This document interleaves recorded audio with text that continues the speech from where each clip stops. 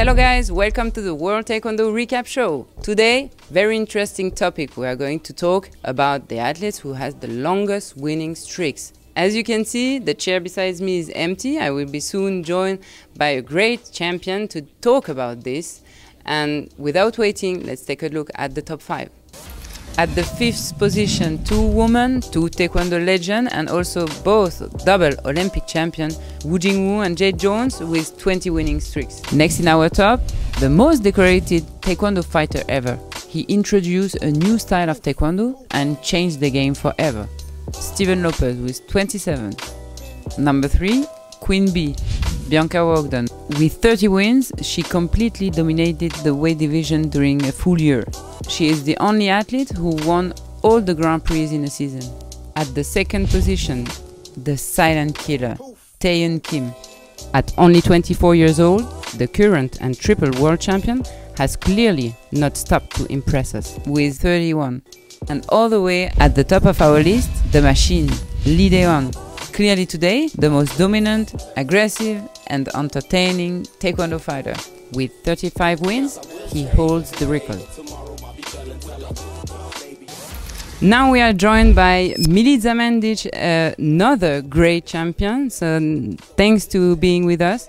Thank you for having me. On the athlete's perspective, what do you think about those great champions? These are crazy numbers, really. I say that because I know how it feels to go on every competition and to win sometimes and lose, and just to win medal on every Grand Prix is very hard. But when you see those results like Bianca, Steven Lopez, Woo, Lee Dae-won, it's really amazing. And sometimes for me it's unreal because to be whole year on top, it's very hard. Especially you have to work hard all the time and to think only about competition. And when I saw Bianca last year, she was really amazing, and Lee Dae-won with World Championships and Grand Prix. But I don't know, I never did that in my career. I have a lot of medals, but sometimes for me it's unreal to be on top all the time. Especially sometimes I have injuries and it's very hard to be back after injury, but I have my ups and downs. It's because I have my crisis, you know, you think about yourself and your style of fighting and what do you want to do next and what can you make it better on training, and you try on competition and then you lose first fight and you go back home to talk with your coach who is very mad. But it's okay, it's all sport. You win some, you lose some, and I like it because you cannot be first all the time. Now you see everybody can lose. You see now European Championship, Grand Prix, and nobody's unbeatable. So you see that we are not robots, we are not aliens. Like I said, you win and you lose. Yeah, you won World Championship, you won the Olympic Games, but you are not on on our ranking. But do you think the fact that you are really building your big victory with your defeat also? What do you think on their perspective when the day they lose? Do you think something changed, or is it probably more difficult for them? Well, probably, like I said, I never been in that position. I'm not saying that you are used to lose. That's not what I'm saying. No, I understand you, but everybody's different. For somebody, maybe it's inside his head. Maybe they're thinking about that all the time. But maybe for somebody doesn't care. I'm not like that. I really think about my style of fighting, when I lose, when I win. And I know I really talk with my psychologist. Maria Srečkov, I go there for 10 years and she's really now my friend and my psychologist, that I cannot be up all the time. You know, sometimes you have to stay in one place because you cannot go up, you cannot go down, and just to learn new stuff and to try them for 1 year, for 2 years, and then to try them on competition, and then you'll be better, and then go crisis again. Really, that's my way. I don't choose it, but it's like that. I have a lot of talks with my coach, and before Olympic Games in London and in Rio and before World Championship, I trained only 1 month before I had some injuries and some private problems with my mom and grandmother, and it was really hard period. But when we came in Korea, I was ready in my head, I suppose so. And we talked a lot, and fight by fight, point by point, we make it to the final. And then with the gold medal, it was really amazing experience. But after that, you can see I took one silver in Morocco, and then I didn't fight in London, and then I was fifth in Abidjan. So for me, it's okay. I don't want to lose. I'm not talking about that, but it's okay to lose sometimes. Yeah, and when I was coach, I really wanted my player to play with another game that not probably their best techniques, their best I understand. To improve other domain they are probably not very good at. So the day D, they will be ready in case of bad situation. Sometimes it was difficult to convince them. I know it's hard to try something new that you learn on training, but you have to try it on Grand Prix, on some G tournaments, and like you see, G tournaments in Europe are very strong.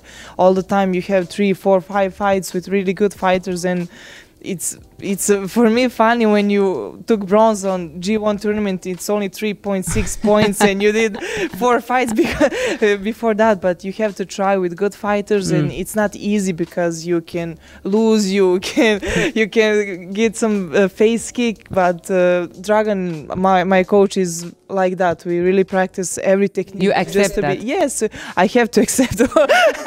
Like yesterday, he will be mad at me, but it's normal. You have to try in some moment. Maybe push kick, you're the best in push kick, and it will not pass in the fight, and you have to try punch, and you're not sure in your left punch or right punch, but you have to try. That's why we practice on these tournaments. So maybe in World Championship or Olympic Games we'll try it and do it. Another question, Milica, how do you prepare a game when you know that you are going to fight against a dominant player? So for example, when you have to fight against Bianca before she lost. Does it change something? How do you prepare this game? It's one good stuff in Grand Prix because you fight them all the time. And I know every fighter in top 10, top 20 because we are there 5 times in a year, and you watch the fights in World Championship, European Championship, and you prepare your tactic with your coach. And it's most important stuff to listen to your tactic and do what he says. Because with Nafia yesterday, I know what she's doing, and then still I can make mistake, of course. And like with Bianca, we fought last year, I think 2 or 3 times, and she knows me, I know her, or Nafia or Poland. So I think it's the same like everybody, not like with everybody, with somebody who is first time in Grand Prix, but when you know each other, I think it doesn't make a difference. So you fought last year 3 times together, and you prepare a strategy every time, maybe different one every time. Do you think that she keep the same strategy and you change your, or she also change? She also changes because she always do some new stuff, and when you see all GB team, they have a lot of techniques. They don't do only push kick, they do everything, especially in the hard moments in the fight. So I have to prepare for that, and maybe sometimes you don't expect, but you have to be 100% focused on your tactic. I have to ask you, you're a fighter and a great coach. I know you for really a couple of years with the great results. So how do you prepare your fighters for fighter like Lida Hon or Bianca? Do you have some different talk with them, or is it all the same like they are fighting with anybody else? First of all, I think one thing is very important. As a coach, I always think that the player I'm preparing can win. It's not like you are preparing a game to save the face and just to have a big score and to lose 1 point. No. What is very important is, and from you are an athlete, you know that when your coach believe in you and is building a strategy that you can win with, the first step is very good. Yeah, After I agree. The athlete, he has to follow the strategy, but you explain it very well. After that, the strategy is the same, but just you have to push him and to help him to believe that he can do it. So we still have Lideon on course for this wonderful winning streak. Are you going to watch the next game differently than now you know that he has the record? Well, maybe, but because he's always pushing the limit, you know. you see him every time, and he's fighting for 6 minutes. He doesn't stop. Like on Grand Prix you have 5 fights, and World Championship 7. And I don't know if you saw in Grand Slam for guys, it was 5 rounds, 2 minutes. I think he was the only guy that really fought all the time. And for me, he's very interesting, but also you have a lot of interesting guys, the 68 Jordanian guy, and Denishenko, and Servet was really interesting a long time ago now, but I'm happy to watch his next fight. I really want for him to push all the boundaries, because he deserves it really. When you see his results, and to do this with such a passion and with high energy every time on every Grand Prix, it's really amazed me, because it's some kind of motivation for other fighters. Yeah, from outside, for sure, he doesn't look like he is afraid to lose. No, like, he just wants to win he's again. the same all the time. Yes, exactly. So thank you, Milica. It was really amazing. I enjoyed this recap show. Thank you. Thank you. And for you guys, thank you for watching, and see you soon on the World Taekwondo Recap Show.